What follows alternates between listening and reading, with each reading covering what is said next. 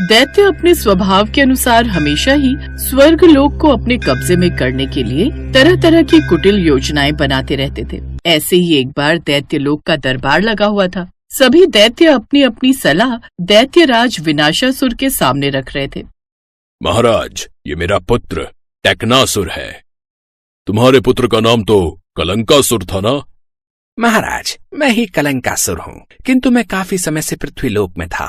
मैंने साधारण प्राणियों के बीच रहकर तरह तरह की टेक्नोलॉजी का ज्ञान प्राप्त किया, जिस वजह से मैंने अपना नाम टेक्नासुर रख लिया। महाराज। अरे वाह, तुम पृथ्वीलोक पर रहते थे क्या? क्या क्या सीखा है वहाँ, और क्या लाए हो हमें भी तो दिखाओ। शायद तुम्हारी लाई हुई कोई तकनीक हमारे दुश्मनों पर भारी पड़ सके। हाँ महाराज, इसीलिए तो मैं आपके लिए एक बहुत काम की चीज लाया हूँ। महाराज, ये है मोबाइल यंत्र। पृथ्वी के हर मनुष्य के पास ये यंत्र होता है। इसके माध्यम से मनुष्य एक दूसरे से दूर रहकर भी बात कर सकते हैं, संदेश भेज सकते हैं और बहुत कुछ जान सकते हैं। मोबाइल को देखकर दैत्यराज विनाशासुर की आंखों में एक अजीब सी चमक आ गई। वाह, ये तो कोई जादुई शस्त्र लग रहा है। क्या इससे किसी पर वार भी किया जा सकता है? सीधा वार नहीं महाराज, लेकिन इससे ऐसा भ्रम फैलाया जा सकता है कि दुश्मन स्वयं भ्रमित होकर नष्ट हो जाए। इसमें व्हाट्सएप नामक मंत्र है, जिससे एक ही समय में सैकड़ों को संदेश भेजा जा सकता है, और रील नामक शक्ति से मनुष्य अपना ध्यान भटका देते हैं। अरे, तो इसका मतलब हम इस यंत्र से देवताओं को भ्रम और आलस्य फैला सकते हैं? बिल्कुल, और अगर हम शिवजी जैसे ध्यान में लीन देवताओं को इससे जोड़ दें तो वे ध्यान भूलकर इसमें उलझ सकते हैं। तब तो हमें तुरंत इस योजना को क्रियान्वित करना होगा। टेक्नासुर, तुम्हारा ये आविष्कार हमें विजय दिला सकता है। शंकासुर, तुम्हारे पुत्र ने तो कमाल कर दिया। बहुत अच्छा किया तुमने अपने पुत्र को पृथ्वीलोक पर भेज दिया, और ये बहुत काम का यंत्र लेकर आया है। अभी इस यंत्र की सहायता से हम उस शिव को भ्रमित कर देंगे। उस शिव को मोबाइल का शौक लग जाएगा तो वो साधना में नहीं बैठेगा, सारा दिन मोबाइल पर ही उसका ध्यान लगा रहेगा। फिर हम आराम से स्वर्गलोक और पृथ्वीलोक को जीत सकते हैं। टेक्नासुर, हमें इस यंत्र के बारे में पूरी जानकारी दो, और हम चाहते हैं कि तुम स्वयं जाकर ये यंत्र शिव को दो। आप चिंता मत कीजिए महाराज, अब सब कुछ मुझ पर छोड़ दीजिए। इस मोबाइल यंत्र का शौक अच्छों का ध्यान भटका देता है, तो भला महादेव का ध्यान कैसे नहीं भटकेगा। और इसी के साथ दैत्यलोक में मोबाइल यंत्र को देवताओं के विरुद्ध एक गुप्त अस्त्र की तरह तैयार किया जाने लगा। लेकिन क्या शिवजी इस जाल में फंसेंगे? जानने के लिए देखिए अगला दृश्य।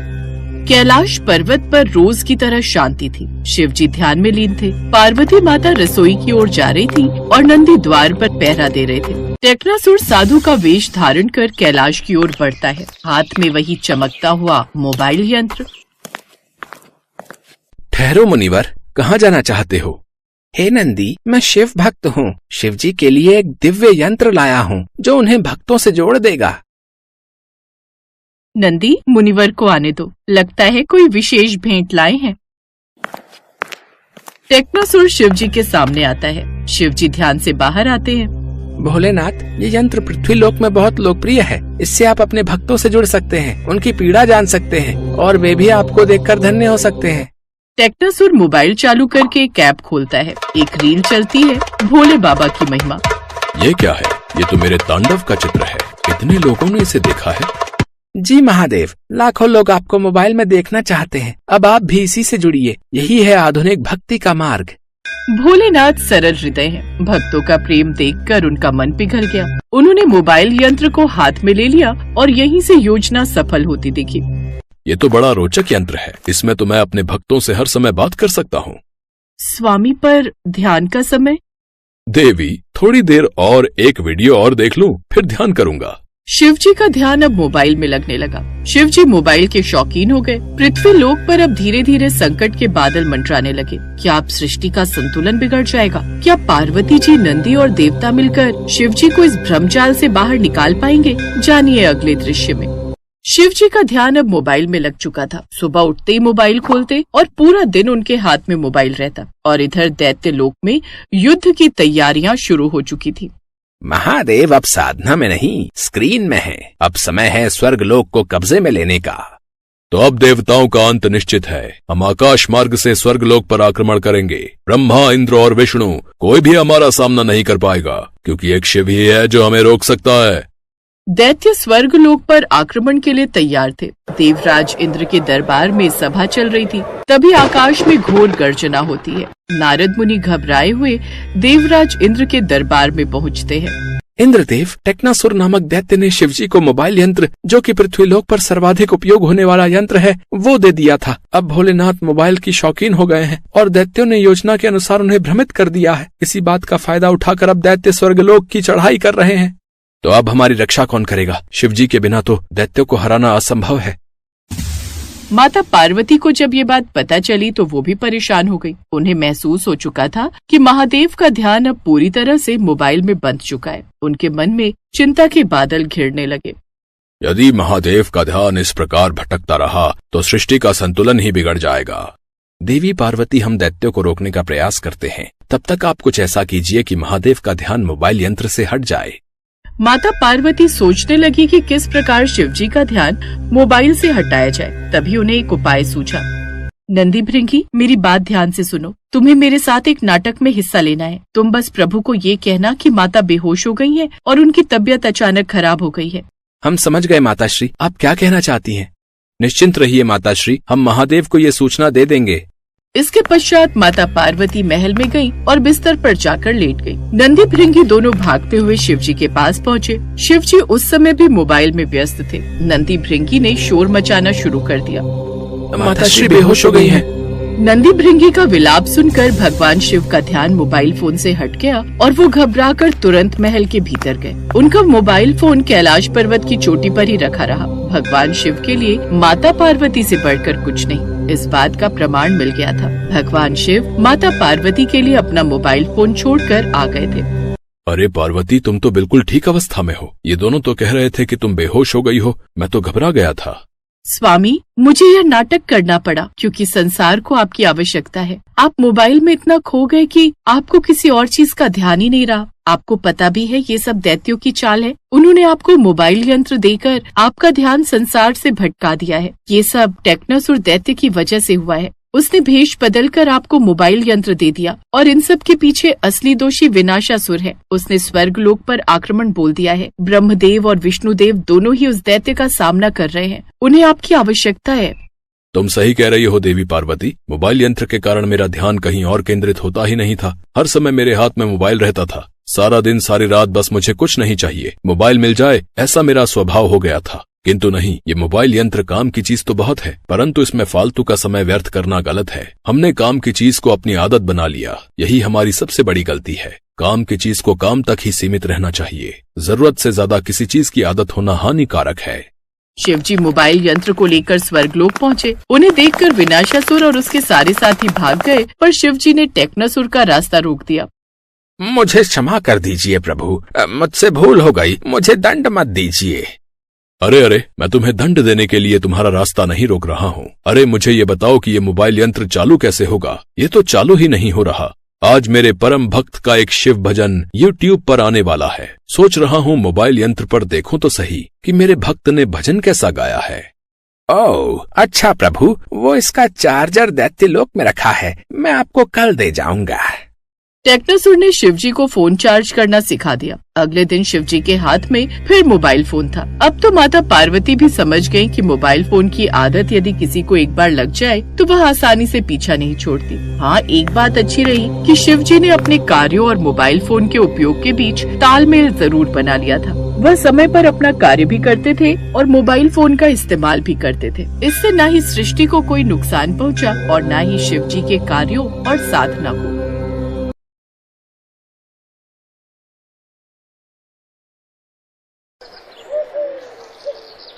एक बार बातों ही बातों में माता पार्वती ने भगवान शिव से आंख मिचौली खेलने की इच्छा जाहिर की। चलिए ना प्रभु, कितने समय से हम दोनों ने कोई क्रीड़ा नहीं की। हम आज कोई खेल खेलते हैं। आज वातावरण कितना सुंदर है। कैलाश पर्वत पर ठंडी हवाओं के झोंके कितने मनमोहक लग रहे हैं। हाँ, वातावरण तो बहुत सुहावना और मनमोहक है, पर हम कौन सी क्रीड़ा करेंगे? अब आप ही बताओ कि हम क्या खेल खेलें? क्यों ना हम आंख मिचौली खेलें? कितने समय से हमने आंख मिचौली नहीं खेली। पर सर्वप्रथम आंख पर पट्टी मैं बांधूंगी ताकि मैं आपको जल्दी से ढूंढ सकूं। ठीक है देवी पार्वती, जैसी आपकी इच्छा। भगवान शिव ने माँ पार्वती की आंखों पर पट्टी बांधी और उसके पश्चात उन दोनों ने आंख मिचौली खेलना प्रारंभ किया। आओ पार्वती, मुझे ढूंढो, बताओ मैं कहाँ हूँ। बस कुछ देर रुकिए स्वामी, मैं आपको पकड़ कर ही दिखाऊंगी। मैं आपकी आवाज की दिशा में बढ़ रही हूँ। मैं तो इधर हूँ, तुम कहाँ ढूंढ रही हो? बस कुछ देर और प्रतीक्षा कीजिए, मैं आपको पकड़ने वाली हूँ। भगवान शिव भोले भाले, उन्हें क्या पता, उनके डमरू की आवाज को माँ पार्वती भली भांति पहचानती हैं। उन्होंने कुछ ही पलों में भगवान शिव को पकड़ लिया। देखा स्वामी, मैंने आपको पकड़ ही लिया। पर आपको कैसे पता चला कि मैं उस चोटी के पीछे छुपा हुआ था? आपको ढूंढने में आपके प्रिय डमरू ने मेरी सहायता की। आपके डमरू की आवाज की दिशा में ही मैंने आपको ढूंढा और आपको पकड़ लिया। अब आप अपनी आंखों पर पट्टी बांधिए, अब आपकी बारी है। ठीक है देवी, मैं तो आपको यूं ही चुटकियों में पकड़ लूंगा। अच्छा, देखते हैं। माँ पार्वती और भगवान शिव का एक बार फिर से आंख मिचौली का खेल प्रारंभ हुआ। अब भगवान शिव की आंखों पर पट्टी बंधी थी और वह माँ पार्वती को ढूंढ रहे थे। माँ पार्वती बार बार भगवान शिव के पास आती, उन पर फूलों की वर्षा करती। भगवान शिव उन्हें पकड़ने की कोशिश करते तो वह फिर गायब हो जाती। प्रभु प्रभु इस ओर, यहाँ मैं तो इधर हूँ, आप उधर कहाँ जा रहे हैं? देवी पार्वती को तो पकड़ना बहुत असंभव हो रहा है, अब क्या करूं? खेल भी तो खेलना है। तभी भगवान शिव को बालक गणेश की आवाज सुनाई दी। गणेश पुत्र, गणेश जरा इधर तो आना। पिताश्री, आपकी आंखों पर पट्टी कैसे बंधी हुई है? तुम्हारी माता और मैं आंख मिचौली खेल रहे हैं, मेरी आंखों पर पट्टी बंधी है। मुझे तुम्हारी माता को ढूंढना है, तुम मेरी इसमें सहायता कर सकते हो। जरा देखकर तो बताओ, तुम्हारी माता किस दिशा में छुपी है? मैं उन्हें पकड़ लूंगा। पिताश्री, यदि मैंने आपकी सहायता की तो माता मुझसे नाराज हो जाएंगी, और वैसे भी ये तो खेल में छल हुआ ना, मैं आपकी इस छल में सहायता क्यों करूं? नहीं पिताश्री, मैं आपकी इस कार्य में कोई मदद नहीं कर सकता, ये खेल आपको स्वयं ही खेलना होगा। मैं जा रहा हूँ, कार्तिकेय भैया मेरी प्रतीक्षा कर रहे हैं, हम दोनों भ्रमण के लिए जा रहे हैं। अरे पुत्र गणेश, सुनो तो, अब क्या करूं? मैं पार्वती को कैसे ढूंढूं? तभी माता पार्वती शिव जी को आवाज लगाती हैं। क्या हुआ स्वामी, पुत्र गणेश ने आपकी सहायता नहीं की? मैं तो आपके समक्ष ही खड़ी हूँ, इधर, यहाँ। शिव जी माँ पार्वती को पकड़ने की कोशिश करते पर हर बार असमर्थ हो जाते। अरे प्रभु, ये मैं हूँ, माता पार्वती उधर हैं, आपने मुझे पकड़ लिया है। हाँ ठीक है, इस पट्टी से देखने में मुझे बहुत असुविधा हो रही है, मेरी समस्त इंद्रियां भी काम नहीं कर रही, मैं अपनी शक्तियों से देवी पार्वती को देख भी नहीं पा रहा हूँ। स्वामी, जब तक यह मेरे हाथों से बंधी हुई पट्टी आपकी आंखों पर है, आपको दिखाई नहीं देगा। आपको मुझे ऐसे ही ढूंढना होगा, मेरी आवाज की दिशा में, इधर। भगवान शिव बहुत देर तक माता पार्वती को पकड़ने की कोशिश करते रहे, पर हर बार वह असफल हुए। अब उनके पास एक ही रास्ता था जिससे वे माता पार्वती को पकड़ सकते थे। मैं गिरने का अभिनय करता हूँ, देवी पार्वती मेरी आवाज सुनकर जरूर यहाँ आएंगी और मैं उन्हें पकड़ लूंगा। पार्वती! क्या हुआ स्वामी, आपको चोट तो नहीं लगी? मुझे कुछ नहीं हुआ, पर मैंने तुम्हें पकड़ लिया, मैं जीत गया। नहीं स्वामी, अभी अपनी आंखों से पट्टी मत उतारिए, अभी तो खेल समाप्त ही नहीं हुआ। यदि आप खेल में छल कर सकते हैं तो मैं भी तो आपके साथ छल कर सकती हूँ। जिसे आपने पकड़ा वह मेरी माया थी, मैं तो यहाँ छुपी हूँ। माता पार्वती जानती थी कि भगवान शिव गिरने का नाटक कर रहे हैं, इसलिए उन्होंने अपनी शक्ति से अपनी हमशक्ल उत्पन्न की और खूब जोर से हंसी। कुछ देर तक यह आंख मिचौली का खेल चलता रहा। भगवान शिव को एक और युक्ति सूझी। देवी पार्वती, मैं सोच रहा था मैं आपको ढूंढने में असमर्थ हो रहा हूँ। अब ये खेल ऐसे ही चलता रहा तो मैंने जो आपके बारे में सोचा है, आज मैं आपको कहीं ले जाने वाला था। भगवान शिव के मुंह से इस तरह की बातें सुनकर माता पार्वती से रहा नहीं गया। अब वो भगवान शिव के आसपास ही घूमने लगी। आप मुझे कहाँ ले जाने वाले थे प्रभु? ले जाने वाला था, पर अभी तो मैं तुम्हें पकड़ ही नहीं पा रहा हूँ। अब जब तक ये खेल समाप्त नहीं होगा तब तक क्या ही फायदा ये बताने से कि हम आज कहाँ जाने वाले थे? बताइए ना प्रभु, मेरे मन में बहुत उत्सुकता हो रही है।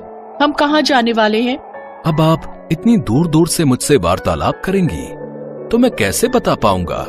माँ पार्वती ये भूल चुकी थी कि अभी तो आंख में चौली का खेल चल रहा है। शिव जी ने उन्हें अपनी बातों में फंसा लिया और बस माँ पार्वती पकड़ी गई। ये पकड़ लिया मैंने आपको। अच्छा, तो आप जानबूझकर मुझे बातों में उलझा रहे थे ताकि आप मुझे पकड़ सको। जाइए प्रभु, मैं आपसे बात नहीं करूंगी। शिव जी ने अपनी आंखों से पट्टी उतारी। वे समझ गए थे कि माँ पार्वती नाराज हो गई हैं। अब उनके पास माँ पार्वती को मनाने का एक ही रास्ता था। अच्छा ठीक है, तुम जीती मैं हारा। वैसे मैं सोच रहा था क्यों ना आज हम स्वर्ग की सैर पर चलें। बहुत दिनों से हम किसी भ्रमण पर नहीं गए। भ्रमण पर? ठीक है, तो मैं अभी तैयार होकर आती हूँ। बस महादेव और माता पार्वती के बीच सुलह हो गई और वे दोनों स्वर्ग के भ्रमण पर निकल जाते हैं।